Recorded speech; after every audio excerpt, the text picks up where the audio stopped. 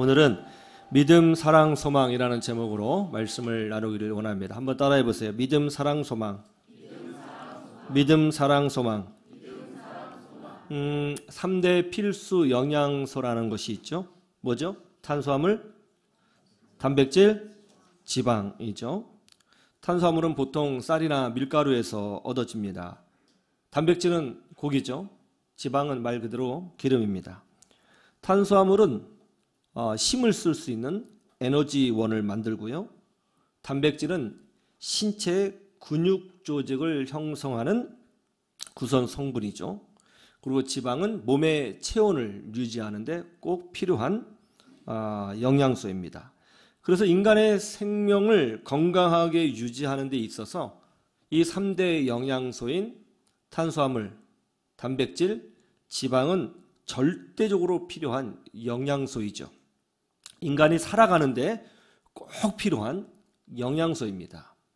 우리가 믿음으로 살아가는데 꼭 필요한 영적인 영양소도 있습니다. 그것이 뭐죠? 바로 믿음, 사랑, 소망이에요. 뭐라고요? 믿음, 사랑, 소망. 그런데 순서가 여러분 좀 익숙하지 않죠? 우리는 보통 뭐라고 얘기해요? 믿음, 소망, 사랑이라고 이야기하잖아요. 근데 제가 뭐라고 말씀드렸어요? 믿음, 사랑, 소망. 헷갈려요? 예, 믿음, 사랑, 소망. 순서가 좀 어색할 거예요. 왜냐하면 우리는 보통 믿음, 소망, 사랑이라고 많이 알고 있기 때문에 그래요. 우리가 믿음, 소망, 사랑이라고 이 순서를 이렇게 기억하게 된 이유는 아마도 고린도전서 13장 13절 말씀 때문에 그런 것 같습니다. 그런즉 믿음, 소망, 사랑 이 세 가지는 항상 있을 것인데 그 중에 제일은 사랑이라. 이 말씀 때문에 그런 것이죠. 그러면서 우리가 이런 생각을 많이 했어요. 믿음, 소망, 사랑이 있는데 그 중에 제일은 사랑이구나. 역시 사랑이 최고야. 이렇게 인식하면서 살았을 거예요. 그래서 우리는 보통 믿음, 소망, 사랑이라고 알고 있고 이 순서가 정답이라고 생각을 합니다. 그런데 말이죠. 꼭 그렇지 않아요. 오늘 본문에 보면 우리가 생각하는 것과 다르게 믿음, 소망, 사랑이라고 설명하고 있지 않고 오늘 본문에 보면 믿음, 사랑, 소망의 순서로 하나님 말씀을 설명하고 있어요. 여러분, 우리가 꼭 알아야 할 것이 있습니다. 믿음, 소망, 사랑, 믿음, 사랑, 소망 순서는 어떻든지 간에 이 세 가지는 고린도전서 13장 13절에서만 나오는 말씀이 아닙니다. 왜냐하면 믿음, 소망, 사랑 이 세 가지는 사도 바울의 말씀처럼 항상 있는 거거든요. 즉 고린도 교회에만 필요한 것이 아니라 예수님을 주로 고백하는 모든 사람에게는 믿음, 소망, 사랑이 절대적으로 필요하거든요. 예수 믿는 사람이라면 당연히 이 세 가지가 있어야 돼요. 절대 영양성분인 탄수화물, 단백질, 지방처럼 우리에게 반드시 있어야 한단 말이에요. 그래서 하나님께서는 우리 신자가, 성도가 제대로 된 능력 있는 신앙생활을 하기 위해서는 이 세 가지가 반드시 필요하다고 반복적으로 말씀하고 계시는 거예요. 먼저 한번 찾아보죠. 고린도전서 13장 13절 말씀을 이미 드린 거 한번 찾아보세요. 자, 고린도전서 13장 13절. 찾으셨어요? 한번 다 같이 볼까요? 시작. 그런즉 믿음, 소망, 사랑 이 세 가지는 항상 있을 것인데 그 중에 제일은 사랑이라. 자, 우리가 잘 아는 말씀이 나왔습니다. 여러분, 고린도 교회는 어떤 교회였어요? 믿음이 굉장히 좋은 교회였어요. 믿음이 좋다 보니까 영적인 은사가 풍성했습니다. 은사가 많았어요. 그리고 하나님을 향한 소망도 아주 분명한 교회였습니다. 그런데 분쟁이 있었어요. 교회 안에 분쟁이 있었습니다. 사랑이 부족했습니다. 뒤에서 수군수군하고 서로를 향해서 부정적인 소문을 만들어내는 그런 교회였습니다. 그래서 사도 바울께서 뭐라고 설명하고 있어요? 믿음, 소망, 사랑 이 세 가지는 항상 있는 거예요. 그런데 그 중에 제일은 뭐라고요? 사랑이에요. 왜요? 지금 고린도 교회가 뭐하고 있으니까? 분쟁하고 있으니까. 뭐가 필요해요? 사랑이 필요하거든요. 너희들에게 지금 필요한 것은 사랑이야. 뒤집어 말하면 믿음, 소망, 사랑, 이것은 필수 영적인 영양소인데 너희들은 지금 사랑이 빠졌구나. 그 중에 제일은 사랑이니까 거기에 집중해야 되겠어. 그렇게 말씀하고 계시는 것입니다. 갈라디아서 5장 5절에서 6절을 보세요. 갈라디아서 5장 5절에서 6절.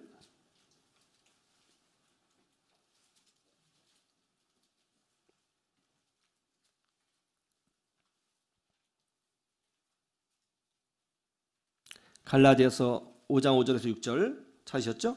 같이 한번 보죠. 시작. 우리가 성령으로 믿음을 따라 의의 소망을 기다리노니 그리스도 예수 안에서는 할례나 무할례나 효력이 없을 때 사랑으로서 역사하는 믿음뿐이니라. 여기 보면 우리가 잘 아는 세 가지를 사도 바울께서 반복해서 말씀하고 계시네요. 이 중요한 세 단어 뭐가 나와요?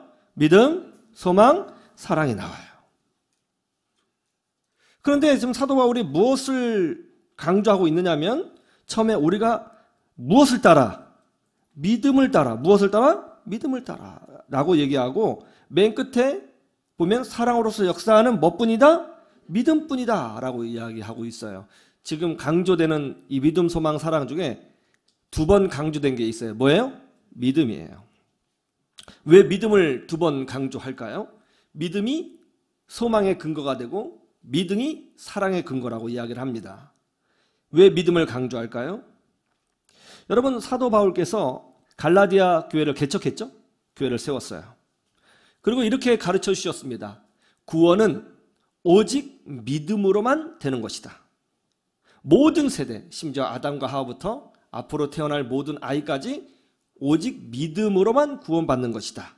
이 신칭의 원리를 가르쳤습니다. 그런데 나중에 이 갈라디아 교회에 율법주의자들이 침투했어요. 이 사람들은 사도 바울을 뒤에서 험담하면서 이렇게 주장했습니다. 사도 바울 목사님은 이기적이다. 틀린 생각을 강요한다.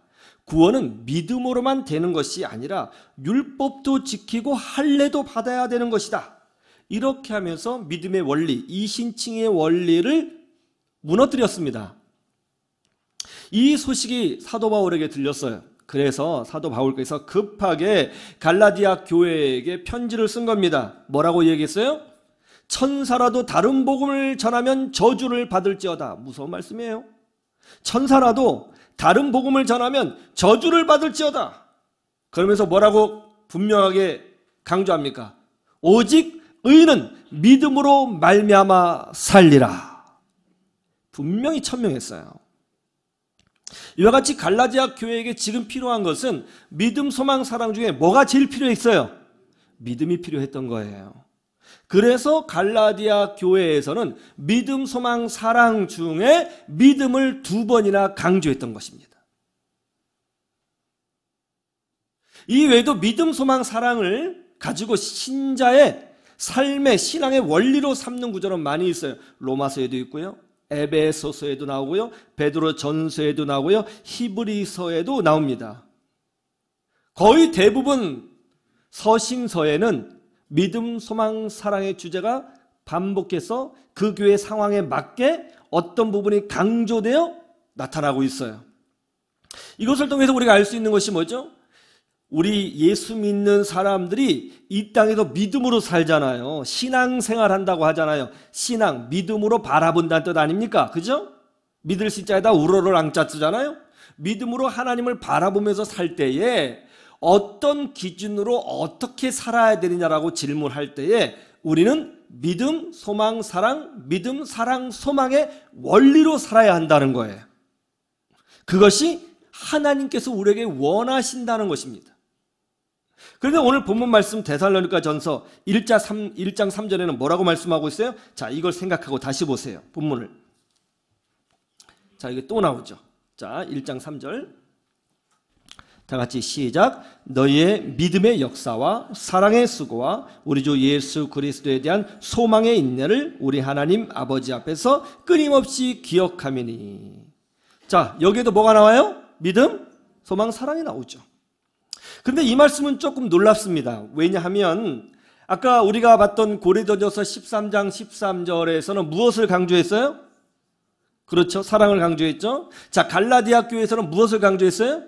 믿음을 강조했죠. 근데 여기에 보면 강조한 게 없어요. 뭐라고 얘기했냐면 너희들의 그것을 하나님 아버지 앞에서 끊임없이 뭐 한다고요? 기억한다는 거예요. 즉 너희들에게는 부족한 것이 없다는 거예요. 믿음, 소망, 사랑이 다 잘 갖추어져 있기 때문에 내가 그것을 기억하며 감사한다는 거예요. 고린도 교회는 사랑이 부족했어요. 갈라디아 교회는 믿음이 부족했어요.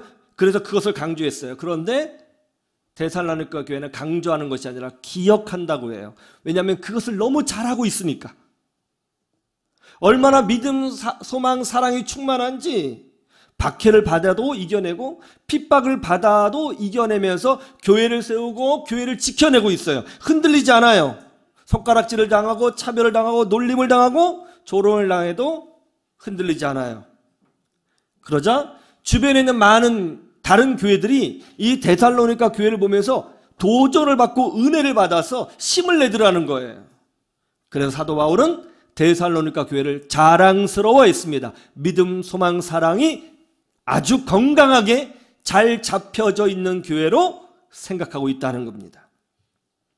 여러분, 하나님은 우리가 믿음, 소망, 사랑, 믿음, 사랑, 소망 그 어느 것 하나도 잃어버리지 않고 견고히 그것을 가지고 지키고 있기를 원하십니다. 이것이 하나님의 뜻이에요. 왜냐하면 이 세 가지를 건강하게 소유하고 있을 때에 하나님께서 그제서야 비로소 우리를 통해서 하나님의 영광을 드러내시거든요. 많은 사람들이 하나님의 영광을 경험하고 하나님을 체험하기를 원하고 나를 통해서 역사하시는 하나님의 기적을 보기를 원합니다. 그러나 여러분 아셔야 돼요. 믿음, 소망, 사랑이 건강하게 들어있지 않는 사람을 통해서는 하나님께서는 절대로 역사하시지 않습니다. 여러분 성경을 보세요. 하나님이 믿음이 없는 사람을 통해서 일하신 적이 있던가요? 하나님께서 사랑이 없는 자를 통해서 하나님의 긍휼을 보여주신 적이 있던가요? 구약성경, 신약성경 다 뒤져서 말이에요. 하나님이 소망도 없고 꿈과 비전이 없는 사람을 통해서 기적을 보여주신 적이 있어요? 전 성경을 수십 독을 했지만 그런 경우 한 번도 못 봤습니다. 하나님은 우리를 통해서 일하시는 줄로 믿습니다. 물론 하나님께서는 전능하신 분이시기 때문에 사람이 없어도 직접적으로 역사하시고 일하시고 능력을 보여주실 수 있으십니다. 실제로 그런 경우도 많았고요. 그러나 보편적으로 하나님께서 일하시는 방법은 뭐냐면 사람을 통해서 일하세요. 사람을 통해서 사람과 함께 기적을 보여주시고 하나님의 나라를 만들어 가시고 하나님의 영광을 보여주십니다. 이것이 보통 하나님께서 일하시는 방식이에요. 그러면 어떤 사람과 함께 동행하시면서 어떤 사람과 함께 하나님의 능력과 기적을 보여주시느냐 말이에요.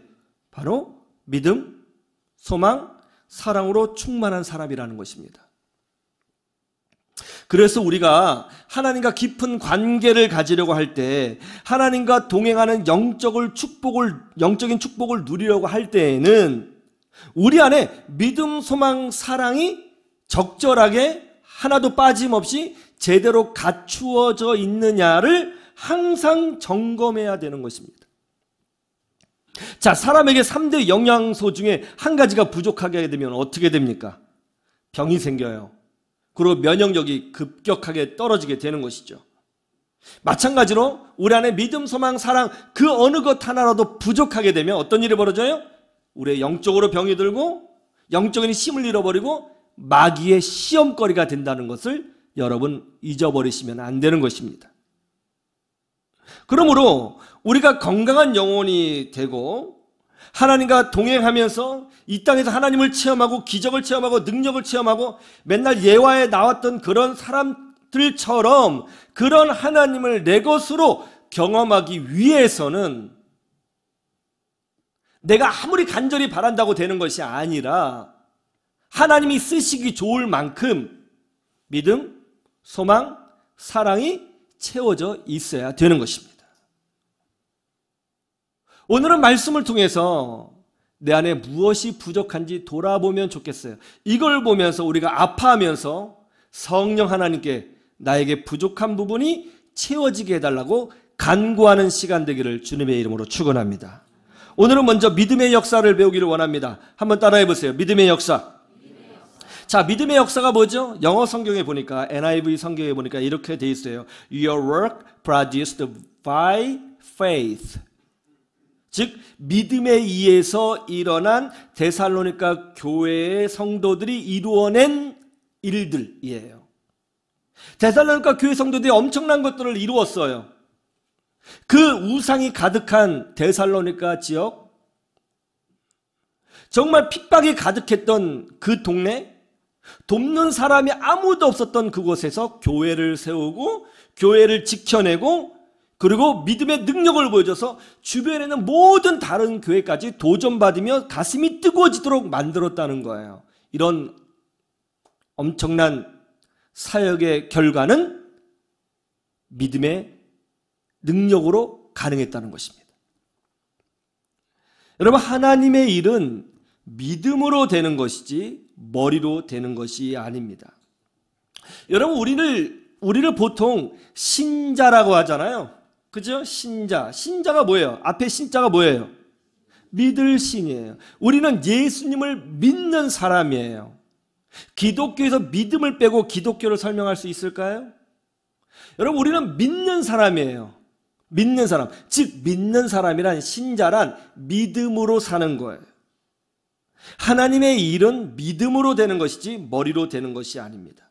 하나님을 절대적으로 믿는 믿음으로 도전하고 전진할 때 하나님께서 돈도 주시고 환경도 주시고 사람도 보내주시는 것이지, 돈이 있고 환경이 마련되고 사람이 있기 때문에 그 다음에 믿음이 생기는 것이 아니에요. 그래요, 안 그래요? 데살로니가 교회 성도들은 오직 믿음 하나로 교회가 세워질 수 없는, 오늘날로 말하면 이슬람보다 더 척박한 그곳에 교회를 세워낸 것입니다. 교회를 세웠기 때문에 핍박을 받았고 살해 위협을 당했고 폭행을 당하고 직장을 잃고 경제적으로 어려움을 잃고 관계가 끊어지는 고통을 경험했지만 그들은 믿음 하나로 교회를 지켜냈습니다. 돕는 사람이 없었어요. 돈이 많지도 않았습니다. 환경이 좋은 환경도 아니었어요. 그들이 가지고 있었던 것은 믿음이었습니다. 그런데 그 믿음 보고 주변에 있는 사람들이 데살로니가 교회 성도들의 소문을 듣고 은혜를 받고 도전을 받고, 야, 우리도 할 수 있어 하면서 일어날 수 있게 되었다는 겁니다. 예수 믿는 사람들은 믿음으로 사는 것이지 머리와 계산으로 사는 것이 아니에요. 여러분, 믿음으로 살 때만 하나님의 위로를 경험할 수 있어요. 믿음으로 살 때만 하나님의 위로를 경험해요. 머리로 살면 사람의 위로를 경험할 수 있어요. 그러나 하나님의 위로를 받으려면 믿음으로 사는 거예요. 믿음으로 사는 자는 하늘 위로 받겠네. 무슨 일을 만나든지 만사형통하리라. 무슨 일을 만나든지 만사형통하리라. 우리 믿음의 선조들도 똑같은 신앙의 원리를 가지고 있었습니다. 이런 찬양은 우리가 수십 번, 수백 번 부르면서 우리는 깨닫지 못해요. 믿음으로 살 때 하나님의 위로를 받아요. 머리로 살면 사람의 위로를 받아요. 사람한테 박수 받을 수 있을 거예요. 그러나 하나님의 박수는 받지 못합니다. 믿음으로 살 때 하나님의 위로를 받아요. 우리 믿음의 선조들도 그렇게 믿고 살았고 그렇게 경험했기 때문에 이렇게 찬송가로 기록해 놓은 것 아니겠습니까? 마태복음 8장 23절을 한번 보실까요? 8장 23절.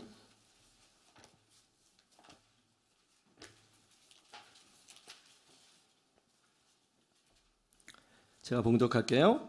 배에 오르심에 제자들이 따랐더니 바다에 큰 놀이 일어나 배가 물결에 덮이게 되었을 때 예수께서는 주무시는지라. 그 제자들이 나와 깨우며 이르되 주여 구원하소서 우리가 죽겠나이다. 예수께서 이르시되 어찌하여 무서워하느냐 믿음이 작은 자들아 하시고 곧 일어나사 바람과 바다를 꾸짖으시니 아주 잔잔하게 되거늘 그 사람들이 놀랍게 여겨 이르되 이가 어떠한 사람이기에 바람과 바다도 순종하는가 하더라. 여러분, 이 마태복음 8장 23절에서 제자들이 배를 타고 가다가 풍랑을 만난 사건 이전에 제자들이 어떤 사건을 경험했는지 아세요? 예수님께서 절대로 치유받을 수 없는 나병 환자를 단숨에 치유하시는 기적을 제자들이 직접 목격했어요. 온몸에 고름이 흐르는, 그것이 순식간에 어린아이 살처럼 확 깨끗하게 되는 놀라운 것을 제자들이 두 눈으로 봤어요. 심지어 절대로 걸을 수 없는 중풍병자가 예수님 말씀 한마디로 벌떡 일어나서 걸어가는 것도 목격했습니다. 더 놀라운 것은 귀신 들려서 막 난리를 치는데 예수님이 나타나시니까 귀신들이 딱 제압을 당해서 쫓겨나가는 영적인 권세도 제자들이 바로 눈앞에서 목격을 했습니다.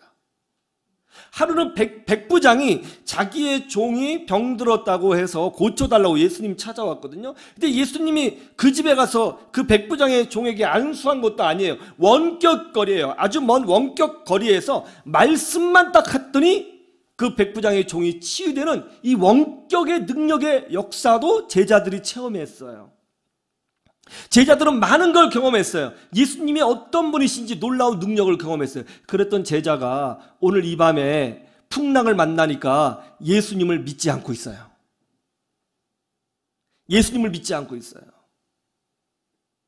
그러자 예수님께서 이 제자들에게 뭐라고 말씀하셨어요? 믿음이 작은 자들아. 여러분, 직분이 있다고 해서, 신앙생활이 오래됐다고 해서, 배운 걸 많이 배웠다고 해서, 또 심지어 기적을 경험하고 어떤 특별한 체험이 있다고 해서 믿음이 커지는 게 아니에요. 예수님의 제자들은 제자라고 하는 직분도 있었고 어느 누구보다도 예수님과 시간을 많이 했습니다.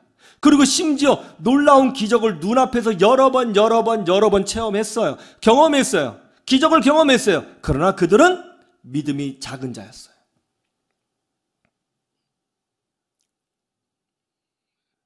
기적을 체험하고 나면 믿음이 좋아지리라? 직분이 있으면 믿음이 좋아지리라? 신앙생활 오래 하면 믿음이 좋아지리라? 여러분, 이 제자들을 보세요. 예수님하고 제일 많이 시간을 같이 했어요. 제자라는 사도라는 직분이 있었어요. 그리고 기적을 체험했어요. 그러나 그들은 믿음이 작은 자였어요. 그런데 마태복음 15장을 보시죠.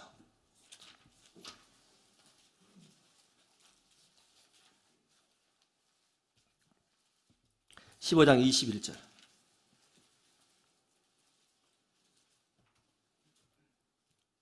제가 봉독해 드릴게요. 예수께서 거기서 나가사 두로와 시돈 지방으로 들어가시니 가나안 여자가 하나가 그 지경에서 나와 소리질러 이르되 주 다윗의 자손이여 나를 불쌍히 여기소서 내 딸이 흉악하게 귀신 들렸나이다 하되 예수는 한 말씀도 대답하지 아니하시니 제자들이 와서 청하여 말하되 그 여자가 우리 뒤에서 소리를 지르오니 그를 보내소서.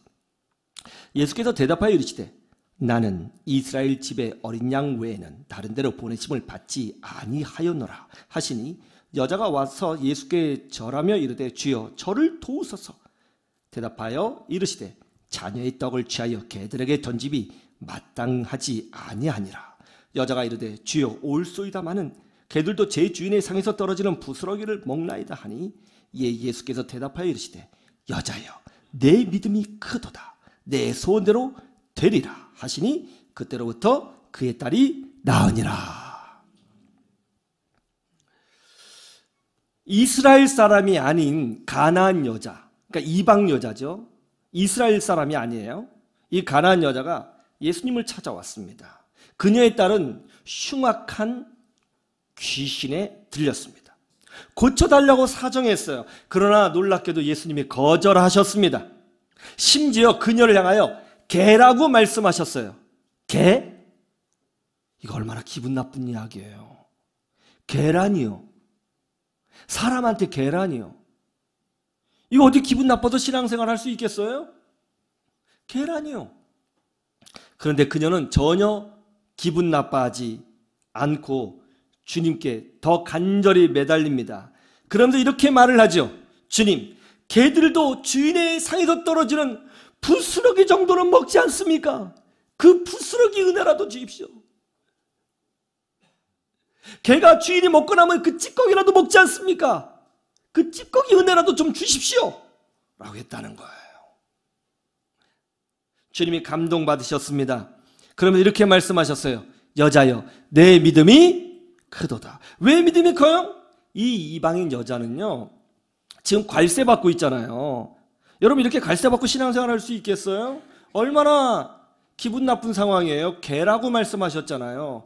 그런데 이 여자는요, 이런 생각을 가지고 있었어요. 예수님께서 주시는 이 부스러기 은혜라도 있으면 내 딸이 100% 치유받을 수 있을 것이다. 예수님만이 정답이다. 예수님만이 정답이야. 예수님 외에는 정답이 없어. 예수님은 분명히 1000% 1000% 내 딸을 치유하실 수 있을 거야. 그렇게 믿었다는 거예요. 그래서 부스러기 은혜라도 달라고 매달렸다는 거예요. 그러자 우리 예수님이 뭐라고 하셨어요? 이 여자를 향해서 내 믿음이 크도다. 아까 우리 제자들 기억나죠? 제자들한테는 뭐라고 말씀했어요? 믿음이 작은 자들아. 이 여자한테는 믿음이 크도다. 여러분, 큰 믿음이 있고 작은 믿음이 있어요. 분명히 있습니다. 큰 믿음도 있고 작은 믿음이 있습니다. 이 여자는 큰 믿음의 소유자였습니다. 그러자 하나 주의 권세가 직접적으로 임했고, 놀라운 것은 우리 예수님께서 뭐라고 말씀하셨냐면 네 딸이 치유받을 것이라고 하지 않으시고, 한번 읽어보세요. 뭐라고 하셨는지. 자, 참 재밌어요. 여자여, 내 믿음이 크도다. 그 다음에 놀랍죠.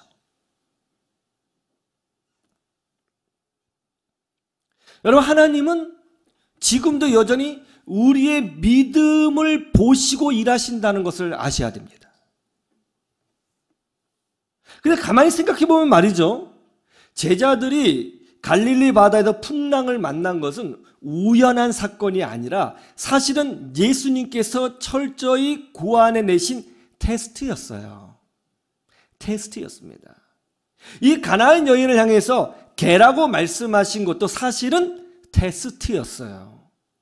그들의 믿음을 테스트하신 것입니다. 여러분, 하나님은요, 지금도 여전히 우리의 믿음을 테스트하고 계십니다. 끊임없이 우리의 믿음을 테스트하고 계세요. 우리의 믿음을 테스트하시고 그 믿음이 합당하면 그제서야 하나님이 일하시고 역사하시는 거예요. 여러분, 제가 유태영 박사님 이야기를 해드리겠습니다. 유태영 박사님.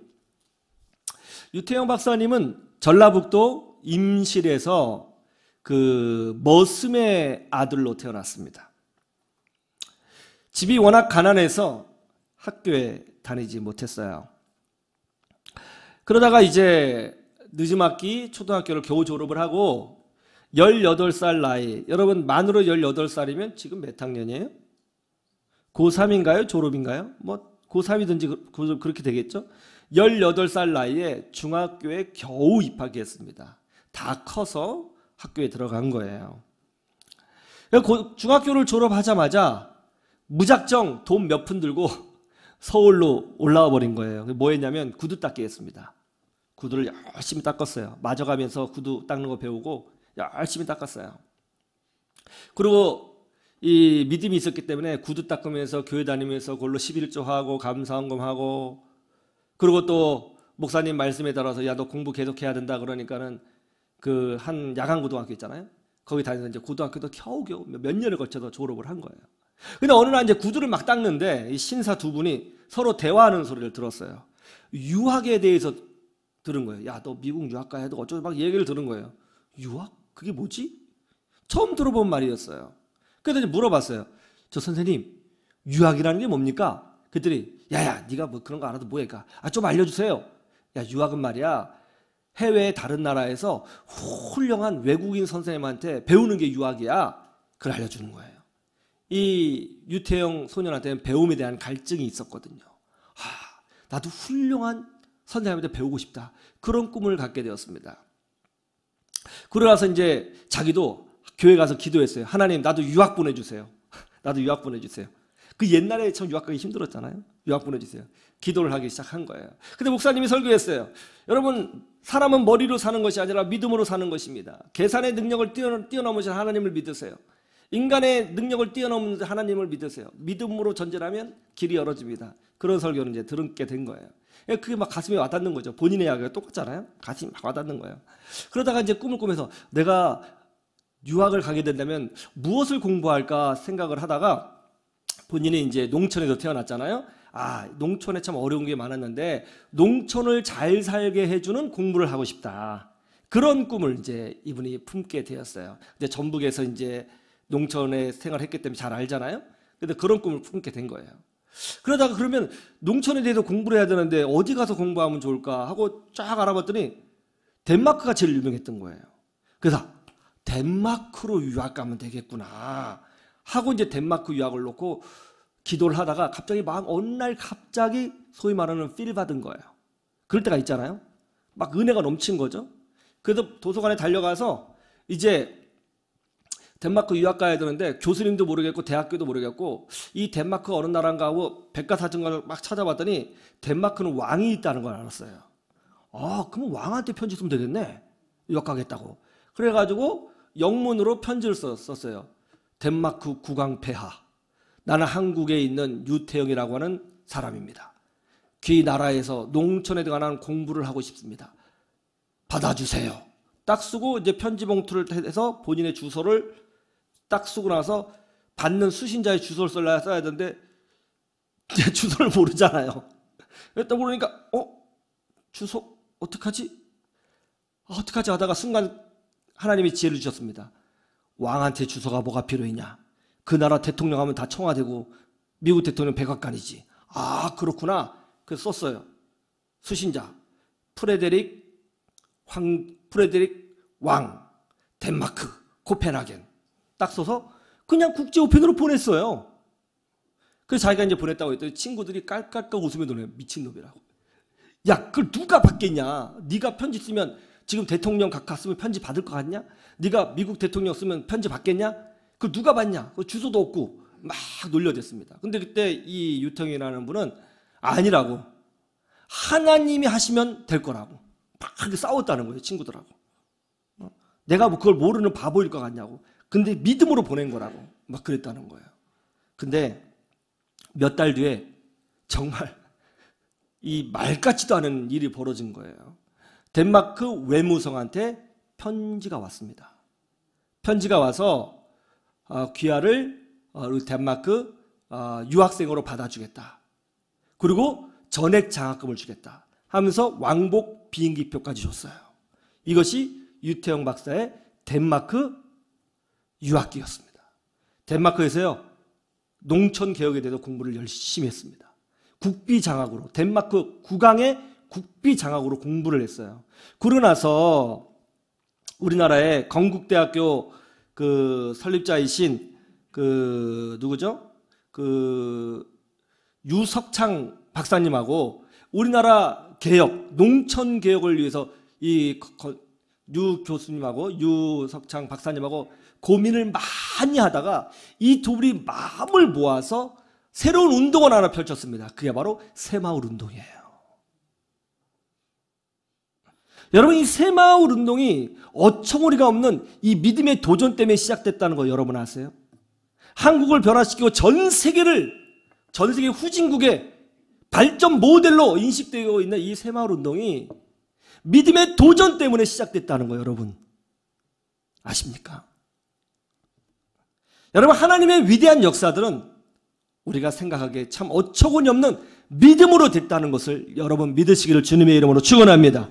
세상 사람들이 비웃는 믿음, 머리로 계산이 안 되는 믿음, 그리고 어린아이와 같은 믿음. 하나님은 이것을 보기를 원하시는 거예요. 하나님은 우리의 능력, 우리의 학력, 우리의 재산, 우리의 외모, 우리의 재능을 보기를 원하시는 것이 아닙니다. 하나님이 우리에게 찾기를 원하시는 것은 어린아이와 같은 믿음을 찾기를 원하시는 거예요. 하나님은 그 믿음을 통해서 위대한 일을 지금도 만들어 가시는 줄로 믿습니다. 바로 데살로니가 교회가 그것을 체험한 거예요. 돕는 사람도 없고 핍박만 받고 경제적으로 어렵고 절대 절명의 위기 속에 있었지만 믿음으로 교회를 세우고 많은 사람들에게 영적인 영향력을 미쳐냈던 거예요. 하나님은 지금도 믿음의 사람을 찾고 계십니다. 하나님은 지금도 믿음의 사람과 함께 위대한 일을 보여주시는 줄로 믿습니다. 우리도 같은 체험을 해서 더 깊은 신앙으로 들어가는 복된 주의 백성들이 되시기를 주님의 이름으로 축원합니다. 축원합니다.